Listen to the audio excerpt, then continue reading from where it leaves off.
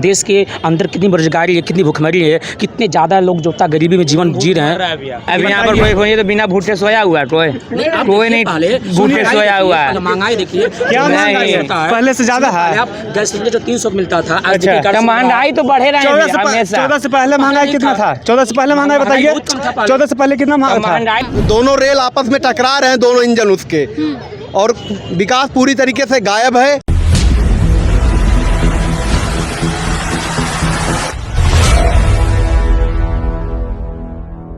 नमस्कार, आप देख रहे हैं संक्षिप्त। मैं हूं आपके साथ अमृता पांडे।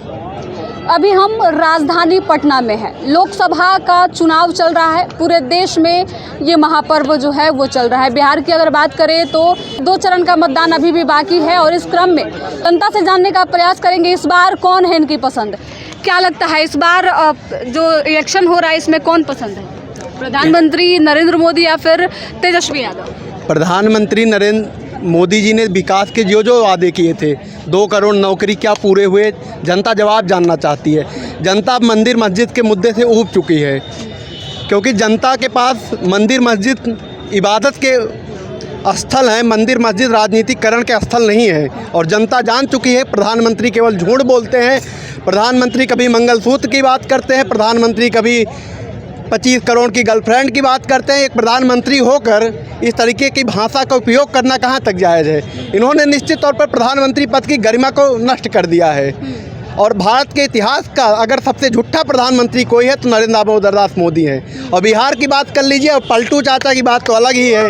कब किसके तो डबल इंजन की सरकार है यहाँ पे। डबल इंजन की सरकार डीरेल हो चुकी है। दोनों रेल आपस में टकरा रहे हैं, दोनों इंजन उसके, और विकास पूरी तरीके से गायब है। केवल प्रधानमंत्री जी जात और धर्म की राजनीति के नाम पर जनता को भटका रहे हैं। आप देख लीजिए, चुनाव में 5 चरणों के मतदान हो चुके हैं। प्रधानमंत्री जी केवल मुस्लिम आरक्षण कर देंगे, कांग्रेस आएगी बाबरी ताला लगा देगी। वो कौन सी बात कर रहे हैं? कभी विकास की बात कर रहे हैं? अपने 10 सालों का हिसाब दें जनता के लिए, उन्होंने क्या किया है, बेरोजगारों के लिए क्या किया है। मोदी जी तमाम तरीके की योजना चला रहे हैं, योजना का लाभ लोगों को मिल रहा है। कोविड काल में जब काफ़ी मुश्किल थी, लोग बाहर नहीं जा पा रहे थे, तो उस दौरान लोगों को अनाज दे रहे थे। कोविशील्ड आपने सुना होगा, 52 करोड़ चंदा वसूल करके लोगों की जान सासत में डाल दी है प्रधानमंत्री जी। बीफ कंपनियों से कहते हैं कि हम राम के भक्त हैं, हम गौ को माता मानते हैं। बीफ कंपनियों से 252 करोड़ रुपए चंदा वसूला गया है। पाकिस्तान की कंपनियों से चंदा वसूला गया है। आप बता दीजिए, 10 साल मनमोहन सिंह प्रधानमंत्री रहे, कांग्रेस के पक्ष में किसी भी विधानसभा चुनाव में प्रचार किया तो बता दीजिए। उन्हीं ने कहा था, आपने अभी नाम रखा मनमोहन सिंह का, उन्होंने कहा था कि देश के संसाधन पे सबसे पहले अधिकार मुसलमानों का होता है। तो किस पार्टी पे भरोसा किया जाए सर? एक जो अगर नरेंद्र मोदी की बात करें तो वो लगातार हिंदू धर्म की बात करते हैं। जब भी पक्ष की बात होती है तो कहते हैं राम मंदिर बनवा दिए, आपके वोट से राम मंदिर बन गया। विपक्ष की अगर बात करें तो विपक्ष कहता है कि मुसलमानों का संसाधन पे पहला अधिकार होता है। तो क्या ये देश की राजनीति जो है वो हिंदू और मुस्लिम में बट के रह जाएगी? ये केवल भाजपा के IT सेल का सवाल है कि प्रधानमंत्री मनमोहन सिंह ने कहा था कि देश के संसाधनों पर पहला हक मुस्लिमों का है। उन्होंने कहा था देश के संसाधनों पर पहला हक उनका है जो कमज़ोर तबके के लोग हैं। केवल उस व्यक्ति को बदनाम करने की कोशिश किया गया है जो देश का इतना बड़ा विकास के रास्ते पर ले आया। और नरेंद्र मोदी ने मनमोहन सिंह ने जब छोड़ा था देश को, जब प्रधानमंत्री पद से हटे थे, जहाँ देश नहीं मिल पाया था, तो 8.5% GDP थी। इस समय GDP कितनी है? कोरोना काल में इनकी GDP कितनी थी? केवल लोग जब मर रहे थे, ऑक्सीजन की कमी से मर रहे थे, लोगों को उन्होंने मरने के लिए छोड़ दिया। बेचारी महिलाएं रास्ते में, पता चला प्रेग्नेंट है, रास्ते में बच्चे हो गए, बच्चे भी मरे और महिलाएं भी मरी। मणिपुर में एक फौजी की महिला को नंगे घुमाया जाता, तब प्रधानमंत्री जी कहाँ रहते हैं? प्रधानमंत्री जी केवल शाहीन बाग का मुद्दा लाएंगे दिल्ली चुनाव जीतने के लिए, जबकि शाहीन बाग का जो एक्टिविस्ट था वो भारतीय जनता पार्टी में शामिल हुआ। प्रधानमंत्री जी भरे मन से कहते हैं कि अजीत दादा पवार चक्की पिसिंग, और उन्हीं को शामिल करते हैं। फिर छदम भुजबल, नीतीश कुमार जब विधानसभा में महिलाओं के प्रति आपत्तिजनक बयान दिए थे, प्रधानमंत्री से लेकर इनकी तमाम महिला विधायक बोल रही थी। लेकिन जब पलटू चाचा चले गए तब वो बहुत साफ हो गए, गंगा की तरह धुल गए।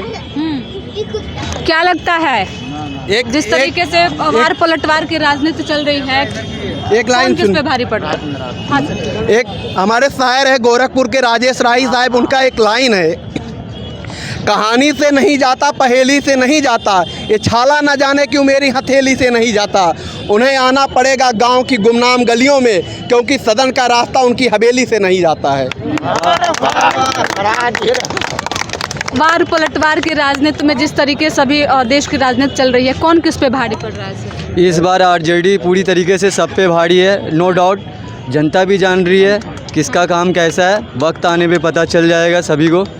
और रहा बात ये नौकरी का, बेरोज़गारी का, हमको लगता है आरजेडी के जैसा कोई 17 महीने में जो काम किया है, वो आने वाला अगर 5 साल अगर उसको दे दिया जाए तो हमको लगता है बहुत अच्छा काम करेगा वो। बीजेपी कह रही है कि अगर दूसरी बार सरकार बनी अगर आरजेडी की, महागठबंधन की, तो जंगल राज 2 की एंट्री हो जाएगी। वो कहने की बात है, मतलब एक दूसरे पे सब हमलावर हो रहे हैं, कुछ मौका नहीं मिल रहा है, कुछ मुद्दा नहीं मिल रहा है, तो वो कुछ भी कह रहे हैं। मगर सब जनता बुड़बक नहीं है, सब समझ रहा है, सब जान रहा है। और हम युवा हैं, हमको कुछ नहीं चाहिए, धर्म भाड़ में जाए, कोई भी धर्म हो, हिंदू मुस्लिम सब भाड़ में जाए, हमको नौकरी चाहिए, हमको रोज़गार चाहिए, हमको फैक्ट्री चाहिए।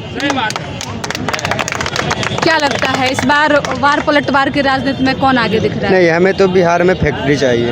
हाँ। बस फैक्ट्री की वजह से हमें दूर जाने पड़ता है, 1200 किलोमीटर से आओ, फिर यहाँ पे बस नहीं मिलती, इधर जाओ इधर जाओ उधर जाओ, तो हमें आरजेडी सरकार ही चाहिए। आरजेडी की सरकार हाँ, से? आरजेडी की सरकार चाहिए फिर से हमें। बीजेपी कह रही है कि अगर आरजेडी की सरकार बनती है तो जंगल राज 2 की एंट्री हो जाएगी। नहीं होगी, कभी नहीं होगी, ये वादा हम करते हैं। हाँ। हाँ। तेजस्वी यादव के लिए वादा आप कर रहे हैं? हाँ, हमें इतना प्रेम क्यों सर तेजस्वी? हमें विश्वास है। हाँ, जाति धर्म कोई मजहब काम नहीं आता। हाँ। हमें चाहिए तो तेजस्वी सरकार ही चाहिए बस। क्या क्या उम्मीदें हैं तेजस्वी यादव से अगर सरकार में आते हैं? हमें और कोई उम्मीद नहीं है, हमें सिर्फ फैक्ट्री यहाँ आ जाए बस, 1 करोड़ नौकरी का जो वादा बस। किए हैं पूरा होगा। पूरा हो जाएगा। हाँ, क्या लगता है इस बार वार पलटवार की राजनीति में कौन आगे चल रहा है? इस बार इंडिया महागठबंधन की सरकार बनेगी।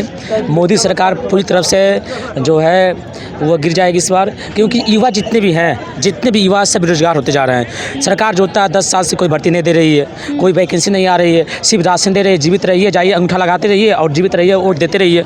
इनका बस यही राजनीति है, बस जीवित रखना चाहती है, लोग जीवित रहें। और मेन मुद्दा से जो है भटकाना चाह रही है, बस मस्जिद और जो था मंदिर की बस बात करती है, ताकि सब लोग जाए मंदिर में घंटा हिलाते रहें। उससे क्या मिलने वाला बताइए आप?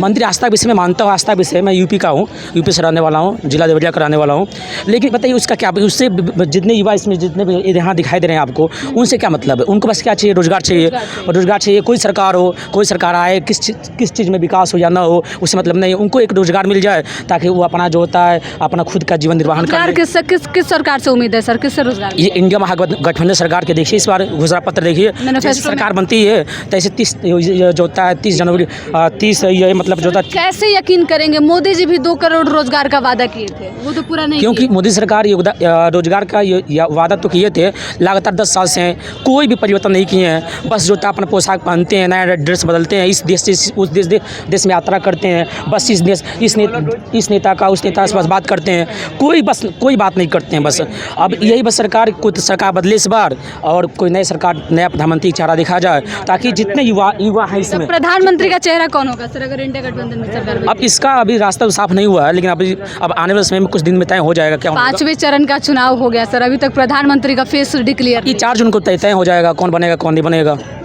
4 जून को जैसे होगा, अब देखिए महागठबंधन सरकार, उसमें कई पार्टियां हैं, अब एकता बनाएंगी, किसी को एक अपना प्रधानमंत्री का उम्मीदवार किसी न किसी एक चेहरा देंगे।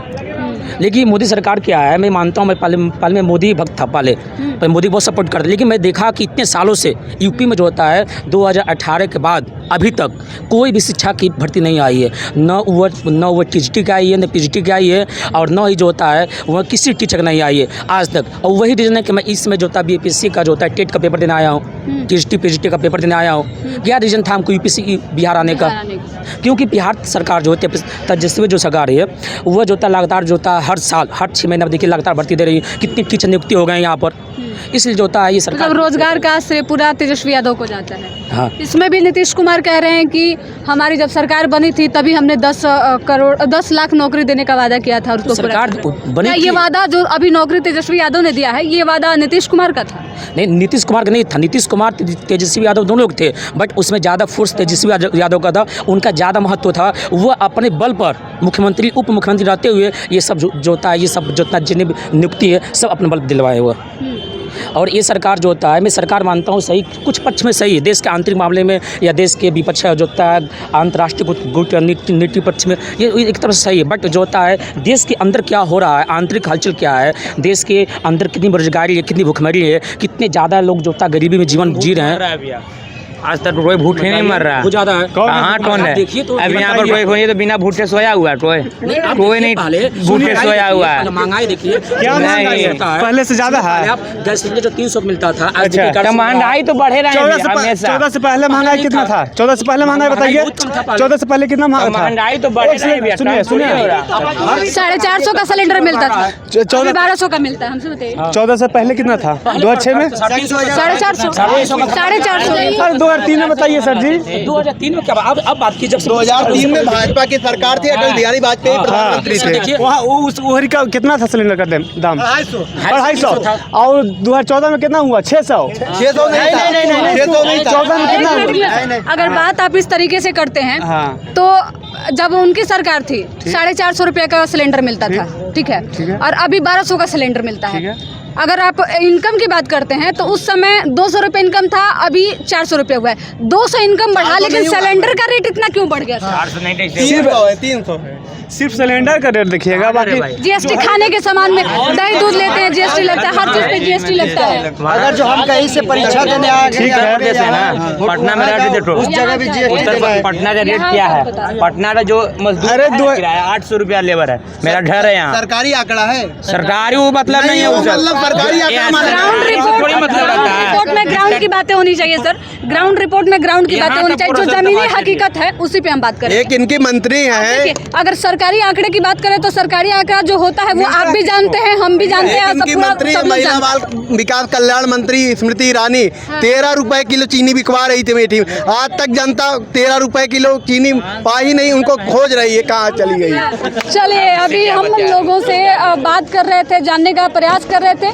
लोकतंत्र का महापर्व चल रहा है। 5 चरण का मतदान जो है आज समाप्त हो चुका है, 2 चरण बिहार में बाकी है। यहाँ जनता का मूड हम जानने का प्रयास कर रहे थे। बिहार की अगर बात करें तो इस बार मुकाबला काफ़ी दिलचस्प है। बाकी जगह तो अलग अलग मुद्दों पे वोट जा रहा है, अलग अलग मुद्दों पे राजनीति हो रही है, लेकिन बिहार में इस बार राजनीति 2 परिप्रेक्ष्य में हो रही है। एक तो रोजगार और शिक्षा का परिप्रेक्ष्य है, वही दूसरा जो है वो प्रधानमंत्री नरेंद्र मोदी वर्सेस तेजस्वी यादव है। तो इस बार हम आपको बता दें कि जनता इस बार जो है वो तेजस्वी यादव को अधिक पसंद कर रही है प्रधानमंत्री नरेंद्र मोदी के मुकाबला में। आपकी क्या राय है, कमेंट करके जरूर बताएं। फिलहाल इस रिपोर्ट में इतना ही, धन्यवाद।